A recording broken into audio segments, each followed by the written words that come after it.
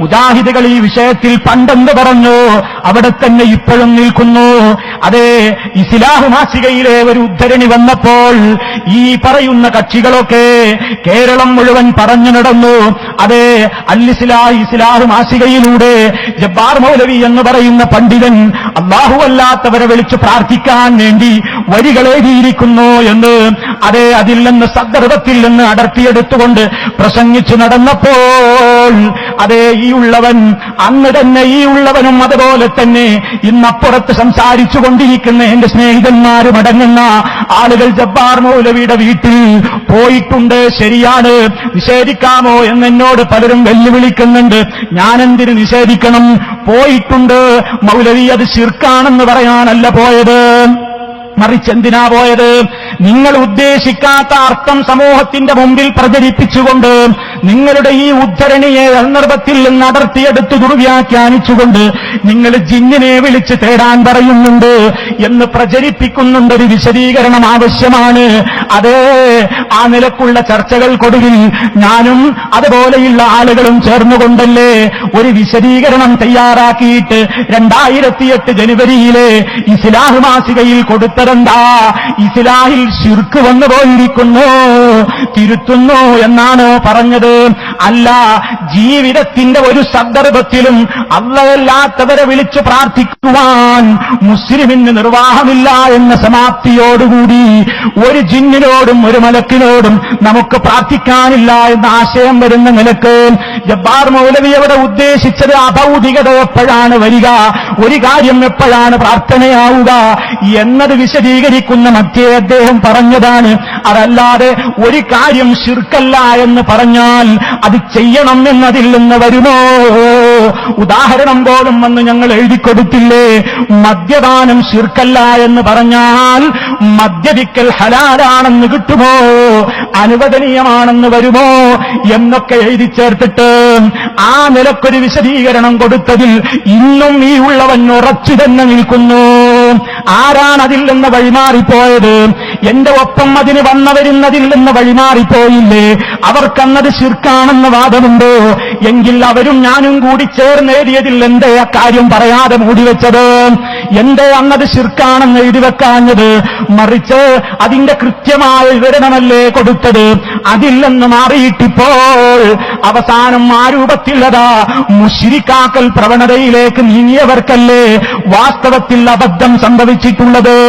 ഇതെന്റെ സഹോദരങ്ങൾ മനസ്സിലാക്കണം, ഇതെന്റെ സുഹൃത്തുക്കൾ മനസ്സിലായിട്ട് പറഞ്ഞിട്ടും അത് പ്രമാണങ്ങൾ ഉദ്ധരിച്ചു പറഞ്ഞിട്ടും മുൻഗാമികളായ ആളുകൾ ഇതുവരെ 2012 വരെ നാം ഒന്നിച്ചു പറഞ്ഞ KM മൗലവി പഠിപ്പിച്ച, PK മൂസ മൗലവി പഠിപ്പിച്ച, അതുപോലെ തന്നെ അമാനി മൗലവി റഹിമഹുള്ള പഠിപ്പിച്ച, ഉമർ മൗലവി പഠിപ്പിച്ച, അതുപോലെ തന്നെ KP മുഹമ്മദ് മൗലവി പഠിപ്പിച്ച അതേ പരിശുദ്ധ ഖുർആനിന്റെ പരിഭാഷകളിലുള്ള ആശയങ്ങൾ, അതുപോലെ തന്നെ ഇസ്ലാമിക ജീവിതം എന്ന പുസ്തകത്തിലെ അതിൽ പരാമർശിക്കപ്പെട്ടിട്ടുള്ള വിശ്വാസങ്ങളും ആചാരങ്ങളും അനുഷ്ഠാനങ്ങളും അടക്കമുള്ള കാര്യങ്ങളിൽ നാം ഒന്നായി നിലനിന്നിരുന്ന അതിൽ നിന്ന് മാറ്റം വരുത്തിക്കൊണ്ടൊരു ഭാഗം പോവുകയാണ്. അത് സമ്മതിക്കാൻ നിവൃത്തിയില്ല. നമ്മുടെ കയ്യിലതാ എത്രയോ കാലങ്ങളായി ഒരു മാറ്റവുമില്ലാത്ത, ഒരു ന്യൂനതയുമില്ലാത്ത ആദർശമതാ എല്ലാ രംഗത്തും നമ്മൾ കൊണ്ടു നടക്കുന്നു. അത് നമ്മൾ ഒന്നായി പറയുന്നതിനിടക്ക് 2012 ശേഷം എന്റെ പുതിയൊരു വാദവുമായി കൊണ്ടാളുകൾ പോവുകയാണ്. അന്ധവിശ്വാസത്തിലേക്ക് ക്ഷണിക്കുന്നു എന്ന് പറയുകയാണ്. കണ്ണേറ് ഉദാഹരണം പറയുന്നു, ജിന്നുബാധ ഉദാഹരണം പറയുന്നു, അതുപോലെ തന്നെ ഒട്ടേറെ കാര്യങ്ങൾ അതാ ഉദാഹരണമായി പറയുന്നു. നബി സല്ലല്ലാഹു അലൈഹി വസല്ലമിൽ നിന്ന് കിട്ടിയ ആദർശങ്ങളെ നമ്മുടെ മുൻഗാമികളായ പ്രതിപാദനന്മാരായ പണ്ഡിതന്മാർ ഖുർആൻ വ്യാഖ്യാനങ്ങളിലൂടെ പ്രസിദ്ധീകരണങ്ങളിലൂടെ എന്താണോ മുമ്പ് പറഞ്ഞതെങ്കിൽ അത് തന്നെ മുജാഹിദ് പ്രസ്ഥാനം പറയുമ്പോൾ അതിൽ നിന്നതാ മറ്റൊരു കൂട്ടര് പിരിഞ്ഞു പോവുകയാണ്. അവർ ഈ ഹദീസുകളെ പലപ്പോഴും പുച്ഛിക്കുകയോ പരിഹസിക്കുകയോ ചെയ്തുകൊണ്ട് 2002 വിട്ടുപോയ സഹോദരങ്ങൾ പല ഹദീസുകളെയും നിഷേധിച്ചതുപോലെ ഇവരും അതേ രൂപത്തിലേക്ക് തിരിഞ്ഞു പോകുന്നു. അവരുപയോഗിച്ച പദപ്രയോഗങ്ങൾ നമ്മുടെ നേരെ എടുത്തുപയോഗിക്കുന്നു, അവർ പറഞ്ഞ ആരോപണങ്ങൾ നമ്മുടെ നേരെ ആരോപിക്കുന്നു. അങ്ങനെ എന്തായി? വളരെയേറെ അബദ്ധത്തിലേക്ക് ചാടി എന്ന് മാത്രമല്ല, ശിർക്ക് സമൂഹത്തെ പഠിപ്പിക്കേണ്ടുന്ന, ആ ശിർക്കിനെതിരെ ശക്തമായി സമൂഹത്തെ ബോധവൽക്കരിക്കുന്ന, ശിർക്കൻ പ്രവർത്തനങ്ങൾ സമൂഹത്തിൽ മുളവൊട്ടിയാൽ അതിനെ ശക്തമായി തടയിടാൻ ബാധ്യതയുള്ള മുജാഹിദ് പ്രസ്ഥാനത്തിന്റെ സെക്രട്ടറിമാരിൽ ഒരാൾക്ക് നിലവിളക്ക് ബഹുമാനത്തോടെ കൊളുത്തുന്നതിലെ ശിർക്ക് മനസ്സിലാക്കാൻ സാധിക്കാതെ പോയി, അതിലെ അപകടം മനസ്സിലാക്കാൻ സാധിക്കാതെ പോയി. മുജാഹിദ് പ്രസ്ഥാനത്തിലെ ഒരു എംഎസ്എമ്മുകാരന്, ചെറിയ ഒരു കുട്ടിക്ക് വരെ അറിയാവുന്ന കാര്യം ഒരു സെക്രട്ടറി പദവിയിലിരിക്കുന്നയാൾക്കറിയാതെ പോയെങ്കിൽ എന്തേ സംഭവിക്കാൻ കാരണമെന്നോ? അതേ, ശിർക്കില്ലാത്ത ഒരു സമൂഹത്തിന്റെ നേരെ നോക്കി ശിർക്ക് എന്ന് പറഞ്ഞുകൊണ്ട് വിളിച്ചു കൂവിയപ്പോൾ അതേ, അത് തിരിച്ചടിക്കാൻ തുടങ്ങി എന്നതല്ലാതെ മറ്റെന്ത്? മാത്രമല്ല പരിശുദ്ധ ഖുർആനിലെ ആയത്തുകൾ പോലും വ്യാഖ്യാനിക്കേണ്ടി വന്നു. ഇയ്യാക നസ്തഈൻ, ഇയ്യാക നഅ്ബുദു വ ഇയ്യാക നസ്തഈൻ എന്നതിന് നാളിതുവരെ നമ്മൾ ഒന്നിച്ചു പറഞ്ഞിട്ടുള്ള ആശയത്തിൽ നിന്ന് സർവശക്തനായ അല്ലാഹുവിനോടല്ലാത്ത ഒരു സഹായത്തേട്ടം പാടില്ല എന്ന് പഠിപ്പിച്ച ആ ഇയ്യാക നസ്തഈൻ, നിന്നോട് മാത്രം ഞങ്ങൾ സഹായം ചോദിക്കുന്നു എന്ന് പറയുന്ന സഹായത്തേട്ടത്തിൽ നിന്ന് അതേ ദൃശ്യരായ മനുഷ്യന്മാർ ഒഴിവാണെന്ന് പറഞ്ഞുകൊണ്ട് അറിഞ്ഞോ അറിയാതെയോ ശിർക്കിലേക്ക് കൂപ്പുകുത്തിപ്പോകുന്ന ഒരു ദുരന്തത്തിലേക്ക് പലരും എത്തിപ്പെട്ടതിന്റെ പിന്നിലുള്ള ഏറ്റവും വലിയ അപകടം എന്താണ്? അതേ, ഒരു വിഭാഗത്തിന്റെ നേരെ ഇല്ലാത്തത് ആരോപിച്ചപ്പോൾ വന്നു ചേർന്നിട്ടുള്ള അപകടമാണ്. ഈ രൂപത്തിൽ പ്രിയമുള്ളവരെ, വിശുദ്ധ ഖുർആനിന്റെ ആയത്തുകൾ നിങ്ങൾ ദുർവ്യാഖ്യാനിക്കുന്നു. നിങ്ങളുടെ കൂട്ടത്തിലതാ ജിന്നിനെ വിളിച്ചു പ്രാർത്ഥിക്കാൻ പറയുന്നവരുണ്ട്, അതിനുവേണ്ടി സൂറത്തുൽ അൻആം ദുർവ്യാഖ്യാനിച്ചവരുണ്ട്. അവരെ അല്ലേ നിങ്ങൾ താങ്ങി നടക്കുന്നത് എന്ന് ചോദിച്ച് അവസാനമതാ അതേ പത്തപ്പിരിയത്ത് വെച്ച് സംവാദം നടന്നപ്പോൾ ആ ആയത്ത് തെളിവാക്കിയിട്ട് അതിന്റെ കൃത്യമായ രൂപത്തിൽ അങ്ങ് വിശദീകരിച്ചു കൊടുത്തപ്പോൾ മുസ്ലിം ലോകത്തുള്ള പണ്ഡിതന്മാരൊക്കെയും ഇത് ഇതേപോലെ തന്നെ തെളിവാക്കിയവരാണെന്ന് പറഞ്ഞപ്പോൾ ആ രംഗം എല്ലാവരും കേട്ടവരാണ്, മനസ്സിലാക്കിയവരാണ്. അപ്പൊ ഖുർആൻ ദുർവ്യാഖ്യാനിക്കുന്നു എന്നാണ് വെറുതെ പറഞ്ഞത്.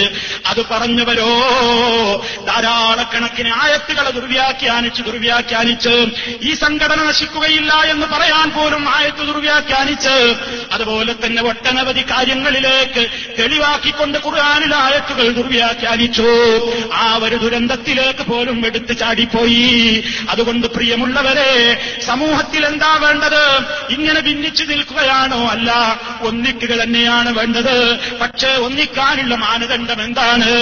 അതല്ലേ, ആ ആരോപണങ്ങൾ ഓരോരുത്തരും പിൻവലിച്ചു കഴിഞ്ഞാൽ, പ്രമാണങ്ങളുടെ വെളിച്ചത്തിൽ കാര്യങ്ങൾ മനസ്സിലാക്കിയാൽ ഇതിലൊരു അപകടവും സംഭവിച്ചിട്ടില്ല എന്ന് കൃത്യമായി തന്നെ ബോധ്യമാകുന്നില്ലേ?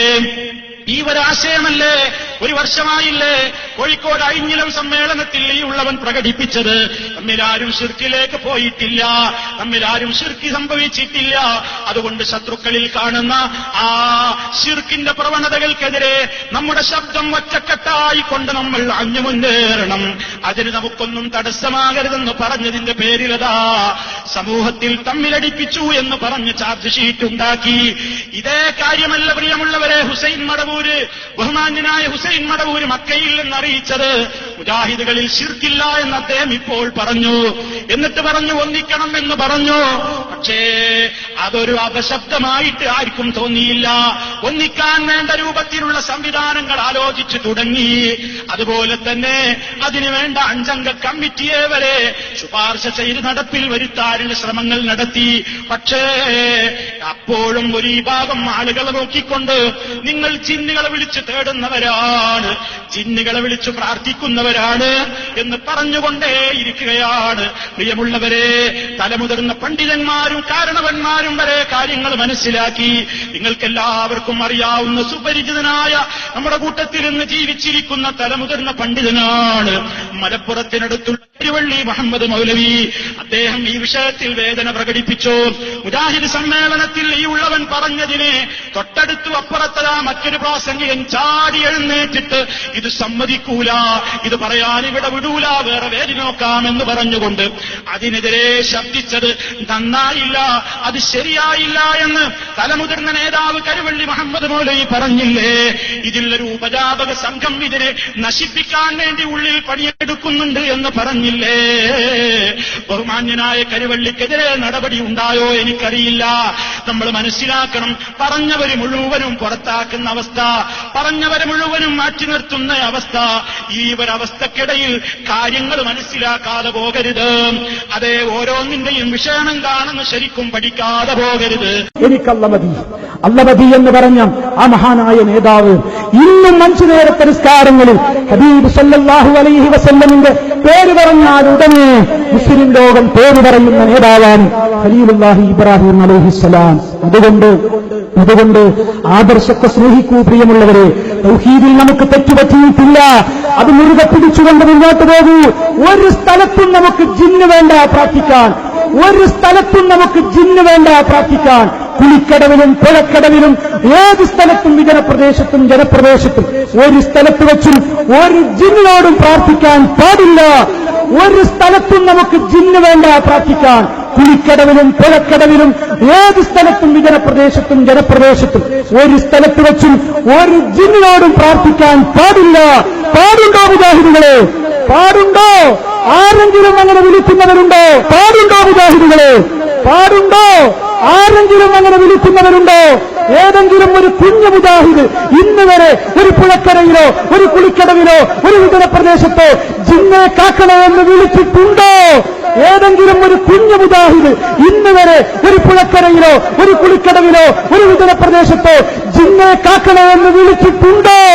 അതാരോപണമല്ലേ? അതേ മുജാഹിദുകളെ, ആ ഒരു ആദർശ ധീരതയോടുകൂടി പടച്ച റബ്ബിന്റെ കാവലോർത്തുകൊണ്ട് മുന്നോട്ട് പോകൂ മുജാഹിദുകളെ. തളരാൻ പാടില്ല. ഈ ആദർശത്തിന്റെ കൈത്തിരി എനിക്കും നിങ്ങൾക്കും ഏത് നിമിഷം വേണ്ട എന്ന് തോന്നുന്നുവോ, നിങ്ങൾ പിന്മാറുന്നുവോ, നിങ്ങളല്ലാത്തൊരു കൂട്ടരെ പടച്ചോണ്ട് കൊണ്ട് നിങ്ങൾക്ക് വേണ്ടെങ്കിൽ നിങ്ങൾ പോകാൻ വേണ്ടുന്നവരെ അല്ല കൊണ്ടുവന്നു തരും. ഇതിവിടെ നിലനിൽക്കും. ലാ ഇലാഹ ഇല്ലല്ലാഹ് മുഹമ്മദ് റസൂലുള്ളാഹി എന്ന ആദർശം ഇവിടെ നിലനിൽക്കും. അതിനേത് വില കൊടുക്കേണ്ടി വന്നാലും അത് നിലനിൽക്കും. അല്ലാഹുവിന്റെ കാവലുണ്ടാകും. തെറ്റിദ്ധരിച്ചു നിൽക്കുന്ന ആയിരങ്ങൾ ഉണ്ടാകാം. നിങ്ങൾ ആ വികാരം മനസ്സിലാക്കണം.